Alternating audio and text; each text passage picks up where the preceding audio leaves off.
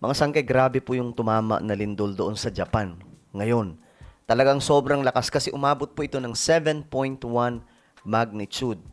Pero yung ipinagtaka ng maraming tao sa buong mundo, bakit wala gaanong bumagsak na mga building? Kasi kung tutuusin, mga sangkay, 7 magnitude ay hindi po basta-basta. Kahit nga po 6, mga sangkay, nakakapagpakulaps na ng mga building eh. How much more 7? Sa city po mismo ito mga sangkay, matindi to. Pag-usapan po natin. Anyway, bago tayo mag-umpisa, sa mga hindi pa po dyan nakakapag-subscribe, kung gusto nyo po na mga ganitong klaseng topic patungkol po sa mga pandaigdigang balita, makikita nyo po yung subscribe button sa baba ng video na to. Pindutin nyo lamang po yung subscribe, alright? Sa mga nanonood po sa Facebook, i-follow nyo po yung ating Facebook page. Okay. Napaka-interesting lamang po nito. Kasi ito ipapakita ko po sa inyo. Ito po yung lindol. Ayan. Actually, may mga bumagsak naman po. May ilan bumagsak. Lalo na po yung isang mall, mga sangkay. Medyo may damage po siya. Pero tingnan nyo po itong video na to. Ito po mismo. Ayan po. Gagalaw na po. Sa gitna po ng paggalaw, tingnan nyo mabuti mga sangkay. Wala pong bumabagsak na building. 'Di ba? Ibig sabihin, yung pagkakakonstruct o system ng pagpapatayo ng mga building doon sa Japan, mga sangkay, talaga nga namang pangontra po sa lindol. Isipin nyo yan, ang lakas po niyan, mga sangkay.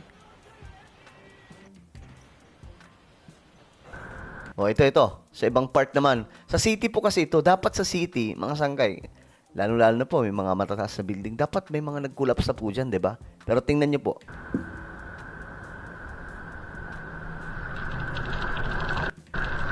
Lakas! Grabe! Sobrang lakas.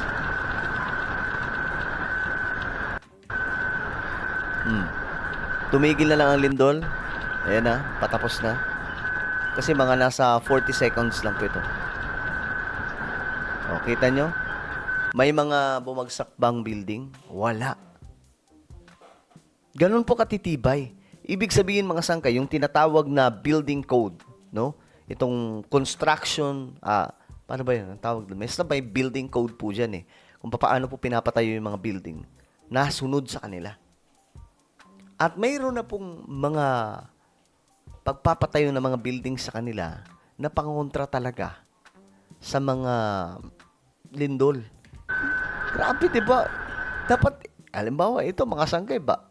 Nag-collapse na to, dapat ito. Pero bakit wala po? Diba? Ito, mga building, ang tataas po niyan.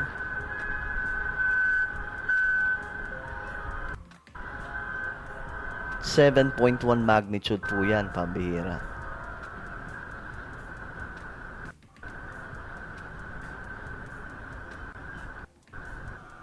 Ito. Malakas siya no? Malakas po talaga. Ito yung mga kuha ng mga CCTV.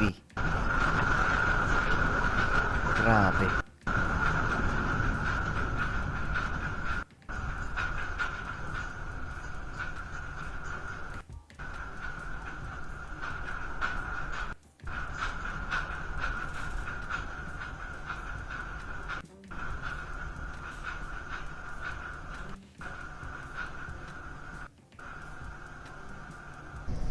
Ito, sa tulay.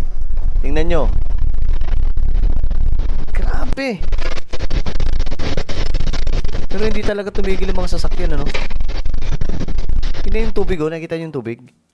Tingnan nyo, Grabe yung tubig,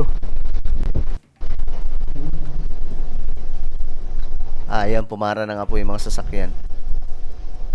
Grabe. Wala. Itong building, wala. Walang may nag-collapse. Ganyan katitibay mga sangkay yung mga infrastruktura sa kanila. Kahit ngayong tulay, di man lang nagasgasan, no? Gumalaw lang. Grabe, sobrang lakas. My goodness.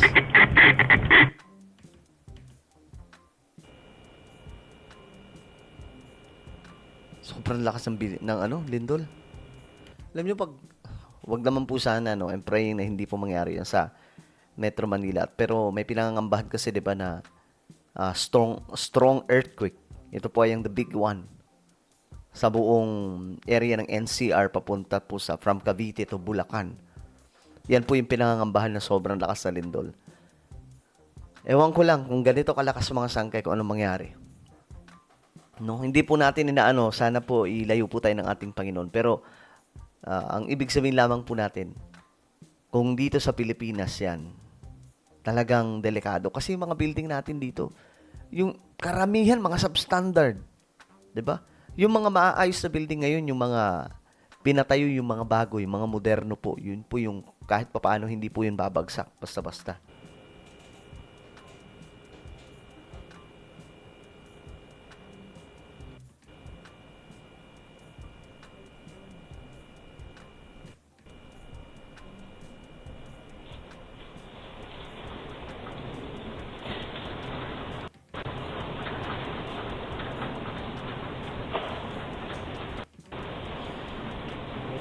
Parang walang katapusan na po ito ngayon mga sangkay. Sunod-sunod na po yung mga lindol ngayon eh.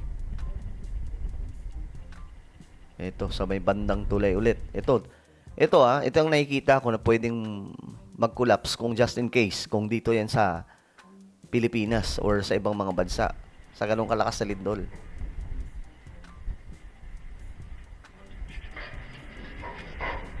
Ayan o.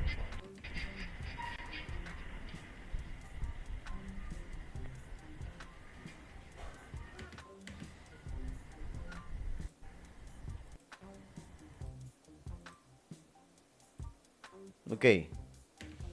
So, may iba pang mga kuha mga sangga. Ito. Grabe oh. Kahit nga mga sasakyan, umaano eh. Pero mga building nila, talagang matitibay.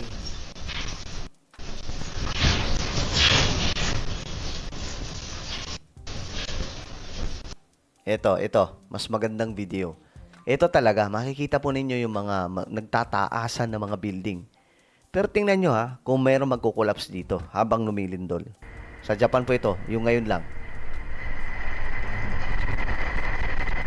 Ganyan kalala, mga sangkay. Ganyan kalala ang lindol. Di ba? Ganyan katindi. Ganyan kalakas. Oh. Natapos na lang po ang lindol. Wala po tayong nakitang may nag-collapse. May napabalita mga sangkay, may mga natrap pa nga daw po sa isang mall. Pero hindi ganun kalaki ang damage. Kumpara mga sangkay sa mga pipitsuging mga building ng ibang mga bansa like Pilipinas. So, ayan po mga sangkay, grabe, wala pong napatumba. Sa totoo lang mga sangkay. Kasi, yung mga building nila dito ay disenyo na po pangontra sa mga lindol. Well, ano po ang inyong opinion? Comment down below. Huwag niyo pong kalimutan na i-subscribe yung ating YouTube channel. Mag-iingat pong lahat. God bless everyone.